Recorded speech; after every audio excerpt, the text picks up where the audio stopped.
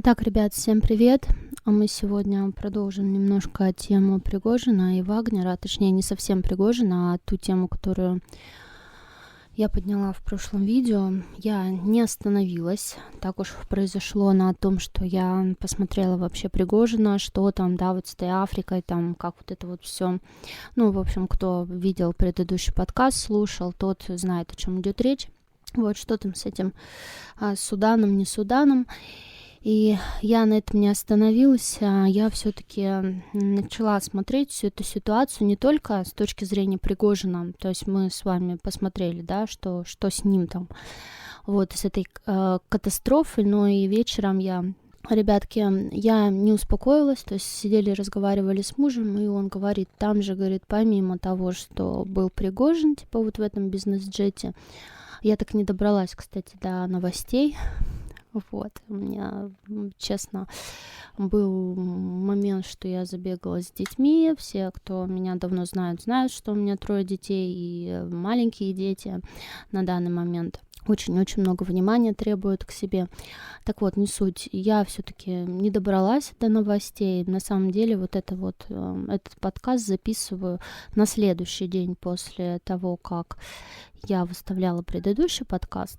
Пока у меня еще свежо все. То есть фактически вот то, что я смотрела про Пригожина, про смерть, да, в кавычках Пригожина, и то, что я вам расскажу сейчас, это все в один и тот же день. Я смотрела, так вот вечером разговариваем, он говорит, там же помимо Пригожина еще были другие люди вообще в этом бизнес-джете.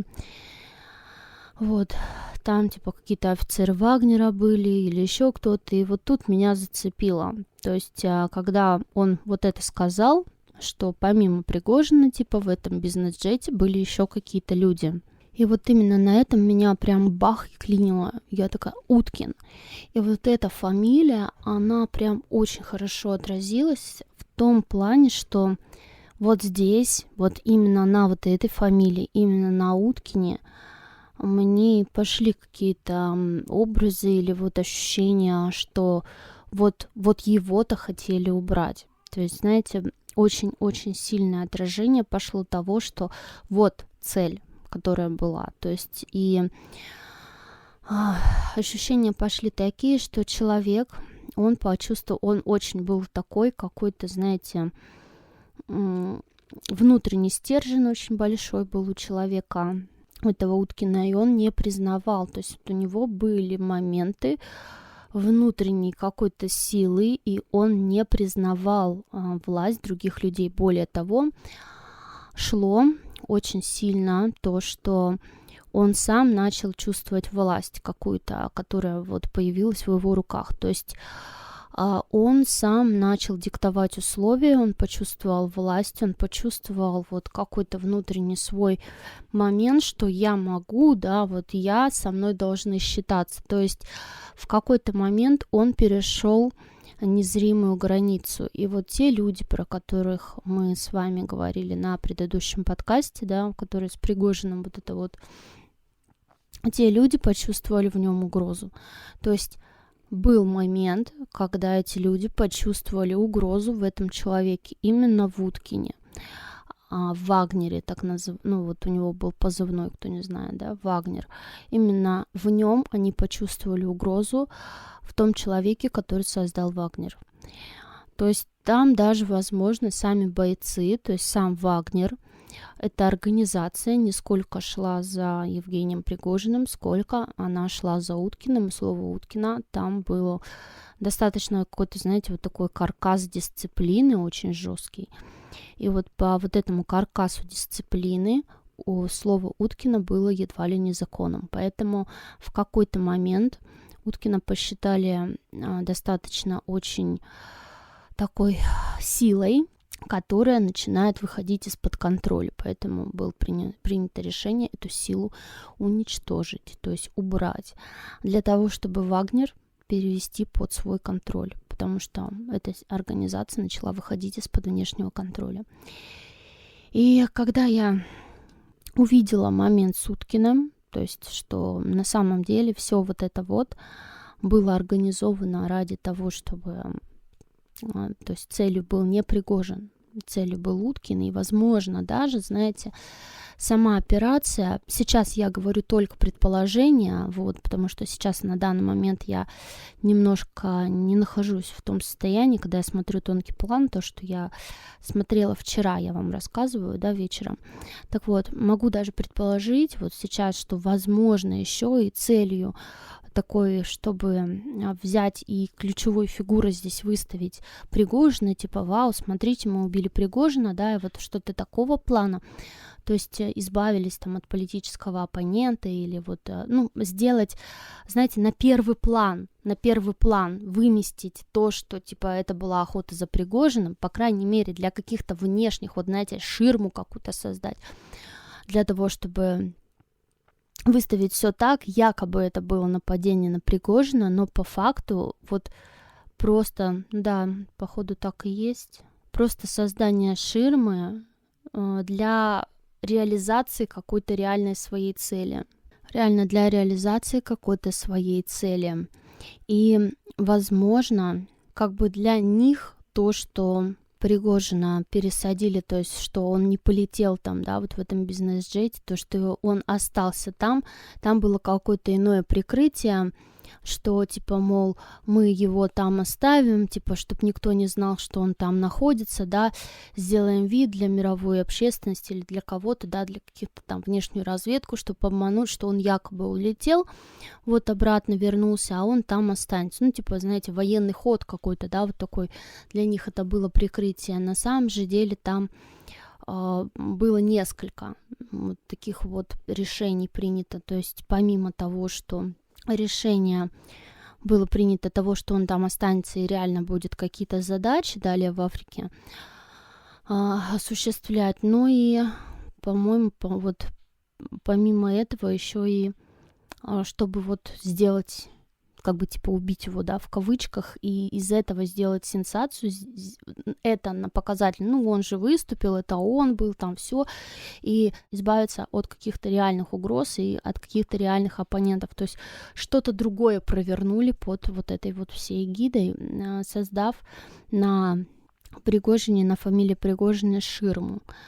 Вот, но идет то, что в Вагнере, либо в реально высшем руководстве Вагнера, по крайней мере, Уткин и, возможно, помимо Уткина еще были какие-то силы, какие-то командиры, то есть которые начали создавать не то, что какие-то противоборствующие как оппоненты власти или, ну, как там говорят, оппозицию, да, какую-то, не то чтобы оппозицию, но формировать какой-то момент с ячейкой, вы знаете, как будто ячейка какая-то новая формируется, вокруг которой начинает закручиваться сила. То есть и вот это вот контроль какой-то нужно было создать и уничтожить это на корню, то есть для того, чтобы эта сила не набрала обороты.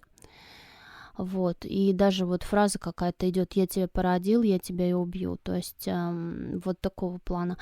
Они все держат под контролем, то есть те люди, которые сидят где-то наверху, вот, какие-то очень влиятельные, очень сильные люди, это элита, какая-то очень-очень верхушка прям элиты, они держат все под своим контролем, и вроде как они, вот, ну, у них еще, знаете, какой-то есть ощущение собственного превосходства над вообще всеми.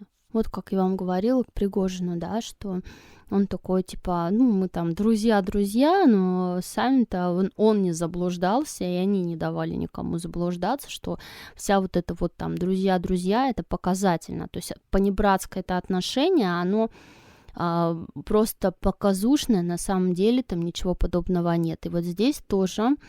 То есть они все равно смотрят на вот этих людей, которые на них работают или которые им подчиняются, как на низшее звено какое-то, то есть низшее звено в иерархической цепочке. И если кто-то из нижних звеньев начинает думать, что они уравняются или то, что они на одной ступеньке находятся, то есть что они равные, такое звено выбивают из цепи. Вот, я скажу вот так как-то.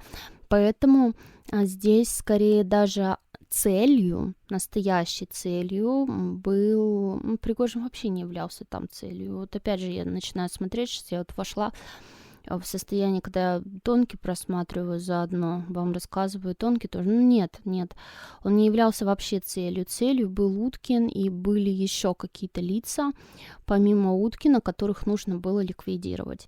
То есть для того, чтобы подобного ничего не случалось, вот как поход на Москву, типа, да, чтобы ничего подобного не свершилось, и не свершилось ли. И у тех, кто это делал, у них было ощущение того, что, типа, вы что, охренели? Вообще-то Вагнер — это наша организация, то есть это мы, типа, это наше оружие, это наша организация, это мы это создали. То есть с чего вы вдруг решили, что это ваша собственность? Это, типа, наша организация. Насчет организации дальше, что еще хотелось сказать? Ну, я думаю, тему вот этого самого бизнес-джета можно закрыть. Я думаю, всем и так все понятно. Также очень интересные моменты я просмотрела. Может, кому-то интересно, может, кому-то не интересно, связанные вообще с созданием Вагнера. Наверное, многие слышали, что в России... Типа, нету такого, что, типа, можно вообще какие-то там частные военные фирмы или частные военные такие армии создавать, что-то там вроде как у нас это противоречит Конституции или закону, я не знаю, я не юрист, я не сильна в этих законах во всех, но я что-то такое слышала, что юридически, вообще юридически, Вагнер, типа, существовать не должен или что-то типа того, да, вот эта частная военная компания. Так вот, и я начала смотреть вообще, почему она создавалась и что там с этой Африкой. И тут очень интересно. Знаете, я вообще вышла на какие-то моменты, которые начались еще до. То есть, когда я начала просматривать вообще там вот это Вагнер, Пригожин, что-то там, да, Уткин, это все, и вышла на вот этих людей, которые... в принципе, все вот это организовали, и кто на самом деле являлся, ну, условно, прародителями Вагнера, не то, что они создавали эту компанию, а которые сказали, нам нужно, чтобы вот что-то подобное существовало. То есть та самая элита, вот эта прослойка, да, какая-то, какие-то элиты, какие-то люди, это люди большого бизнеса. Я, кстати, даже могу сказать, что по энергетике, по своей, они очень сильно похожи на тех людей, которые я вам рассказывала, кто на самом деле управляет Россией. У меня был такой подкаст, я там выходила на то, что это какие-то люди, которые считают страну своим бизнесом. То есть вот как есть человек, который построил завод там по изготовлению, я не знаю, каких-нибудь моющих жидких средств, и вот он считает этот завод своим детищем, своим бизнесом, своим вот чем-то, да, что приносит ему доход или вот что-то такое. И есть люди, которые управляют Россией, которые управляют страной, которые считают эту страну своим бизнесом. То есть они считают страну своим заводом. И они очень любят этот завод, они очень любят эту страну, потому что, ну, как предприниматель может не любить свое детище. Так вот, они именно, причем эти люди, они пришли к власти с 90-х, то есть это преемники, да, Советского Союза, можно сказать, те, которые приняли вот наследие вот этого Советского Союза. И когда я начала смотреть вот эту всю волокиту с Африкой и прочее, я тоже вышла на то, что это как наследие, это переходный какой-то момент был связан с Советским Союзом еще, что Советский Союз еще в свое время очень-очень сильно продвигал свою какую-то власть в Африке. Знаете, то, что вот я там увидела, это как колонизация какая-то определенная. Я знаю, что колонизации этого понятия уже давно нет, типа, да, другие государства не создают колонии, но здесь мы уже видим Неоколониализм — это когда новый, то есть это новое такое течение, которое образовалось после того, как странам запретили создавать колонии, когда колонии распались. Страны начали думать, Европа та же самая, также другие страны начали думать, каким образом им качать ресурсы или выкачивать ресурсы из других стран. И вот тут, когда я начала смотреть, что там за наследие перешло в России, и вот этим людям, которые захватили власть, да, взяли власть от Советского Союза, то есть какое наследие им досталось. И я вышла именно на момент колоний. Знаете, это было похоже по энергетике, то же самое, что было в ФРГ и ГДР. Помните, что часть Германии была под влиянием Советского Союза, часть под США, и что противостояние какое-то, вот, которое досталось вот этим людям, это противостояние между США и Советским Союзом. То есть, знаете, как империя, да, какая-то поддержание каких-то имперских своих вот не то чтобы амбиций, но поддержание какого-то вот имперского именно момента с созданием колоний, колонизации стран. Но это уже новая колонизация. То есть когда мы уже не захватываем типа государства и не создаем колонии, как это делала Великобритания, а когда мы обрабатываем это государство условно, да, приходим туда, и там влияние этого государства, то есть, что государство это вносит туда деньги, строит там школы, я не знаю, строит еще что-то, то есть полностью получается одно государство становится зависимым от другого государства, одно государство полностью подчиняется другому государству, как это было в ФРГ и ГДР, то есть вроде как это была Германия, да, это были, две условно части Германии, вроде как это была Германия, но по факту, то есть что одна часть Германии, что другая, она находилась под внешним влиянием, внешнее влияние было очень сильное. И фактически само государство, любое, да, те же самые страны Африки, на тот момент, когда вот Советский Союз и США там очень сильно гнездились в этой Африке, они там разбирали территории, как будто они там боролись очень сильно в Африке в свое время, боролись за влияние, то есть кто больше земель, кто больше территорий отхапает себе на Ближнем Востоке и в Африке.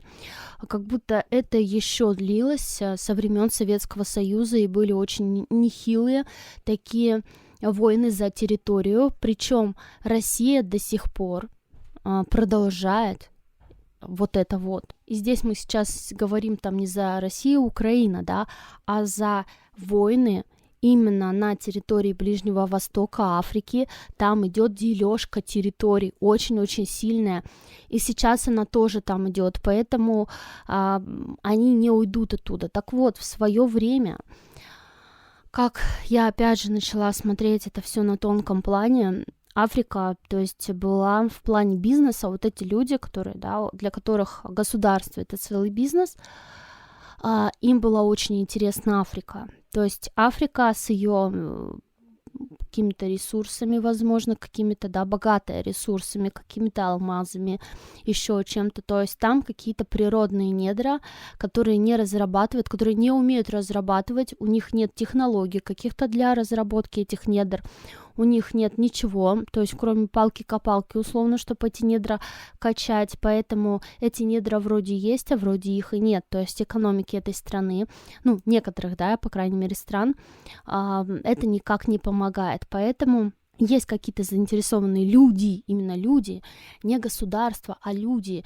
и когда формировалась вот эта вот вся история с Вагнером, еще на моменте создания самого Вагнера, вот этим людям надо было достичь такого, чтобы, знаете, чтобы не было упоминания России. Типа, вот знаете, когда одна страна вмешивается в там дела другой страны, условно, то есть они не могли туда послать свои войска.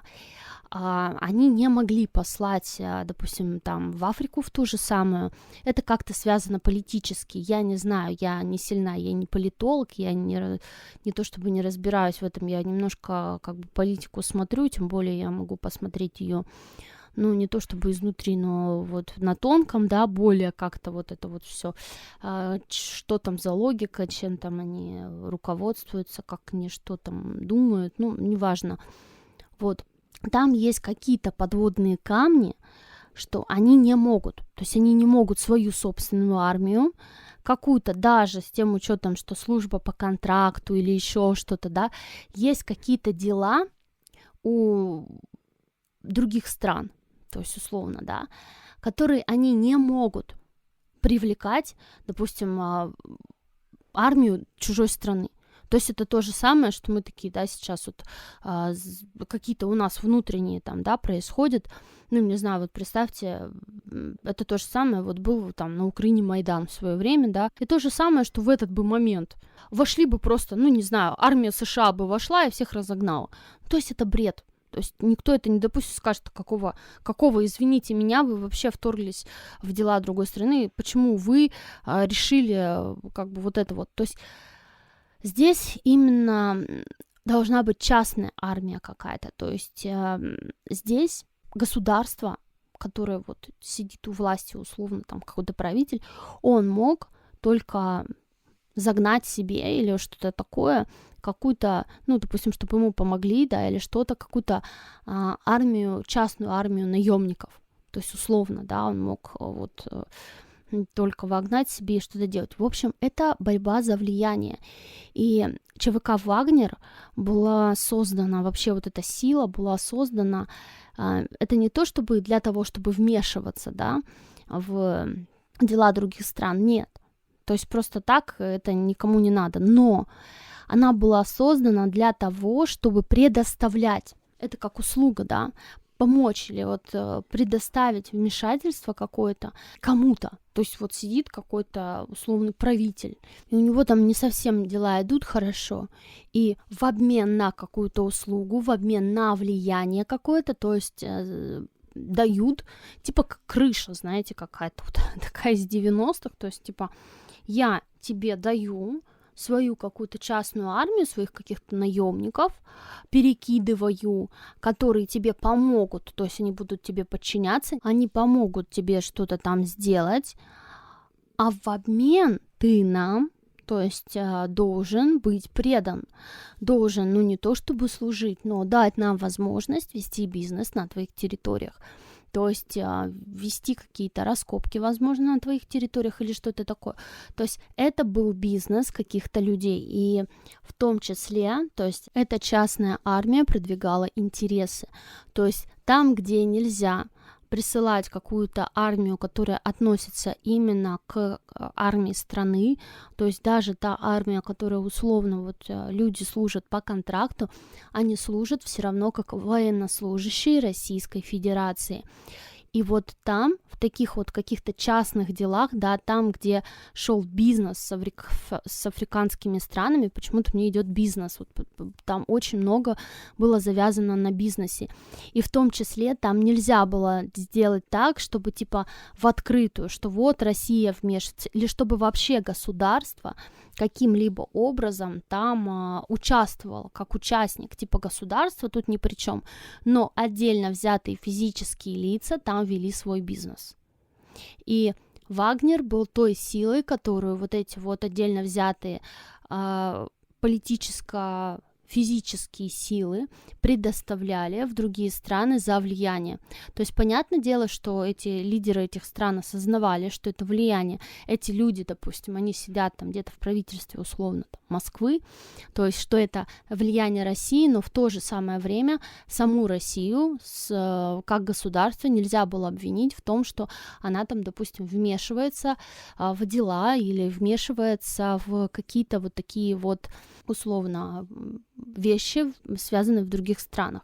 Вообще эти обсуждения, наверное, больше характерны для площадки Телеграма, потому что я о таком говорю на Телеграме, да и, в принципе, для начала я Уткина, вот все, что я видела про Вагнер, про создание Вагнера, записывала для Телеграма, но так как очень многие в видео про Пригожина, которое я тоже продублировала, да, с Телеграма на YouTube, очень много комментариев было, что посмотрите Уткина, пожалуйста, посмотрите Уткина. А я уже в Телеграме анонсировала, что следующий подкаст будет про Уткина. И думаю, ну раз очень много людей на YouTube тоже, которые не подписаны на Телеграм, хотят услышать про Уткина, узнать, что с ним, да, и очень много, наверное, людей, которые просто даже не знают про меня или не подписаны на меня, но хотят узнать, что там с судьбой Уткина и что вообще там с Вагнером. Я решила тот подкаст, который я изначально готовила вообще для Телеграма, все-таки выложить роликом на YouTube, чтобы эта информация была более доступна для большего количества людей. Ну а вообще сама тема, вот на которую мы вышли, нового понятия колонизации, она достаточно интересная, в том числе я вам могу сказать, что не только Россия этим занимается, точнее Россия, наверное, это даже не слишком-то, да, по большей степени этим занимается, но очень много других стран, больших стран, в основном это США и Китай, которые этим очень активно занимаются и даже в некотором счете агрессивно этим занимаются. Каждый по-своему, да, со своими подходами, но тем не менее, это такой новый виток влияния и расширение своего влияния по всему миру. Я знаю, что многие люди говорят, что типа лучше бы на себя деньги тратили, на там свой народ, на свою страну, все, но здесь на самом деле там крутятся очень большие деньги, и то, что они, да, вкладывают условно в другие страны, там, да, типа вот мы там на развитие, школы строим, все, лучше бы у себя школы построили, но, ребята, то, что они там вложили вот эту каплю в море условно, того, что они там построили какую-то школу в Африке, заработали они там просто, поверьте, там можно 35 тысяч этих школ построить, такие же, да, сколько они там зарабатывают. Ну, в принципе, эта тема уже, наверное, не для Ютуба, и я ее продолжу в воскресенье в Телеграме, как раз-таки мы с вами поговорим о вот этой новой колонизации, в том числе про колонизацию, которой занимается США, про вот это противостояние, которое я увидела, про в том числе Россию, да, про вот этих людей, которых я увидела на тонком плане, которые этим занимаются, строят вот этот бизнес. Поэтому, если вам интересно, то заходите на Телеграм, подписывайтесь, и в воскресенье мы с вами эту тему немножко продолжим, углубимся, и, возможно, для многих она станет более понятна. Ну, а на этом у меня на сегодня все. Всех вас обнимаю, люблю. Ваша Надежда Солнечная. Пока-пока.